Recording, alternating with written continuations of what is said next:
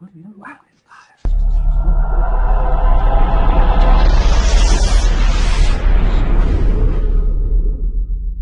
Story gamer.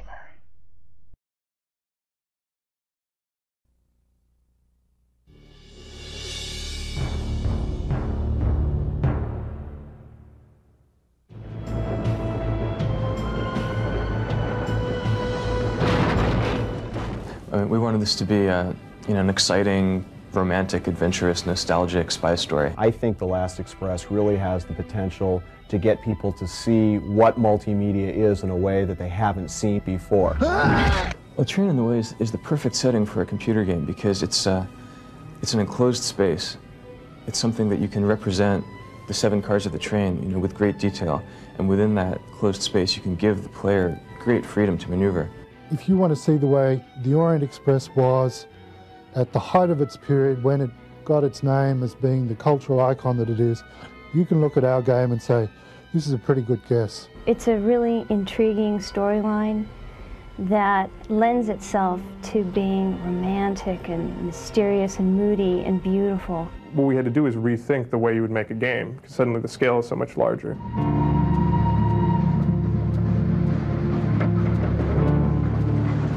The Last Express is a mystery adventure that takes place on the Orient Express in 1914.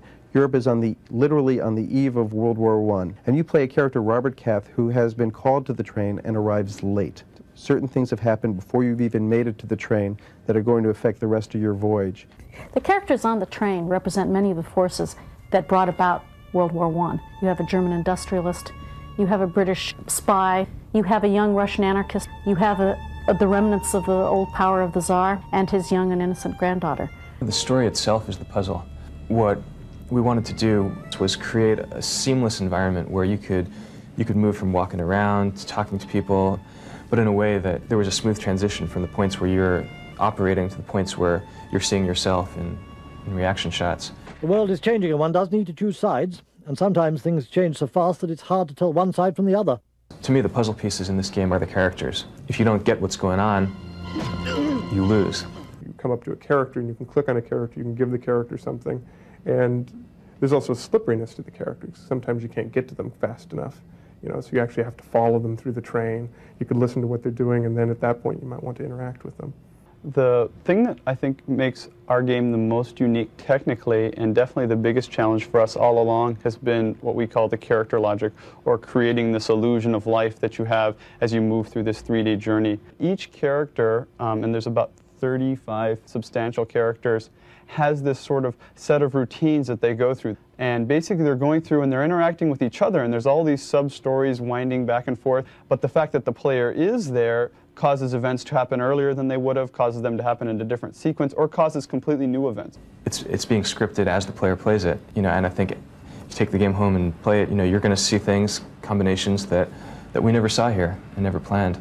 Within this real rich story, you've got these traditional game puzzles where you have to solve things and figure out how to open magic boxes and how to discover the secret key so that you can open up the doors along the train, and how to avoid the conductor, and so you can sneak in to people's compartments and climb out their window and look in on other people. The Last Express really focuses on attention to detail. The historical research that's gone into this product is phenomenal, and that's translated into every frame that the player will see when they're playing this game. Because I didn't know anything about trains. Nobody on the project was a train expert, so we really wanted to find an actual train car. These train cars that they used in 1914 were made of wood. They switched to steel-bodied cars after the war, but these teak cars, the ones that hadn't been destroyed in the course of World War I, well, most of them were destroyed during World War II. But through the network of train buffs, one of these guys in France called a friend of his in Italy who he knew was nuts about the Orient Express. He called us and told us that there was a sleeping car of the type used in the Orient Express sitting in the train yard in Athens. It had been abandoned, I guess, at that point for 50 years. It was just sitting out there off the tracks, windows were broken, but there it was, the last remaining sleeping car. That was like a very important discovery for us because it gave us the ability to be accurate. To me, it's like bringing a period back to life when, all incentives were to forget about it. Based on the state of the art of 3D modeling in 1993 when we started, there was no way that I could have imagined or anticipated that Donald could create a model that was so rich, so beautiful, and so detailed. With this particular model, we had thousands of angles, so basically I had to create the whole thing down to the level of detail of the screw. If we could actually recreate the environment accurately and say, look, this was the Orient Express, we'd have at least made some sort of artistic statement. Part of the inspiration was the Art Nouveau style that was in vogue in 1914.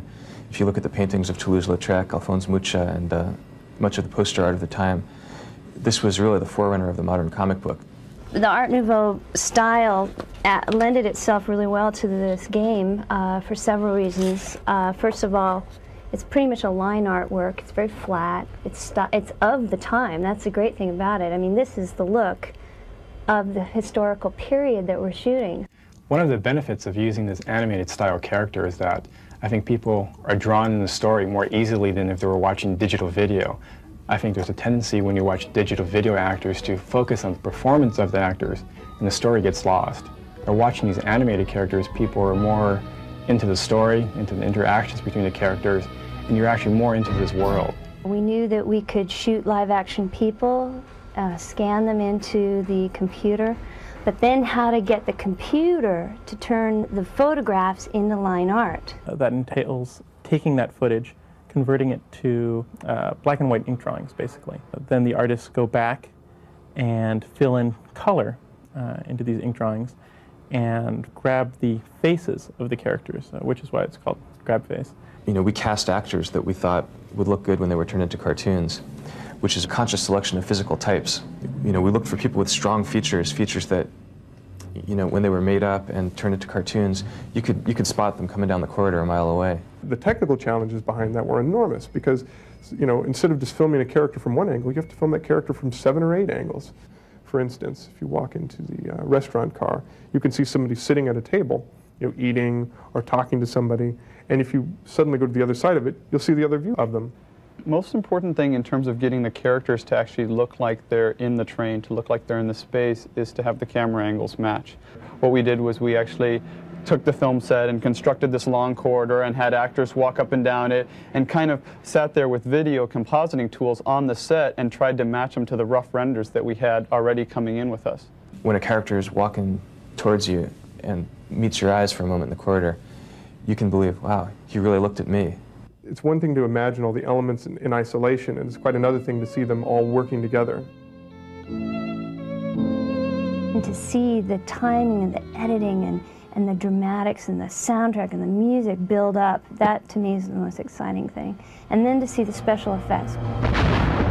You'll see a train blowing up as it crosses the bridge, a bridge collapsing behind the train. Bringing sort of Hollywood techniques into play, we were able to get an effect that I think is really great for the player. You've got crowd scenes, you've got a dog, you've got children, fights, stunts, people climbing on top of trains, people jumping off of trains. The way the characters go around and talk to each other, all this is accurate. Are you reading about Madame Caillot? I don't believe we've been introduced. The environment is very seamless and integrated, but it's all done within the context of the game and within the story, so you really believe you are there. And history is the true drama in which we're living. To the extent that you can recreate a world and bring people into it, you bring history alive in a really stunning, vivid, intense way. People play it as a game, but they also learn at the same time about a world that's vanished now and that we should remember. What you're seeing on the screen is something that's alive inside the computer. Hopefully, as the player gets deeper into the story and learns, you know, what's going on and what all these characters are about, I hope that you'll develop an emotional response that's a little deeper and more complex than a simple question of good guys and bad guys. We tried to be very true to the spirit, not only of the train, but of the period and of things that were happening in Europe in different spheres at the time. As much as we could find out, this is what the last journey of the Orient Express in July 1914 was like.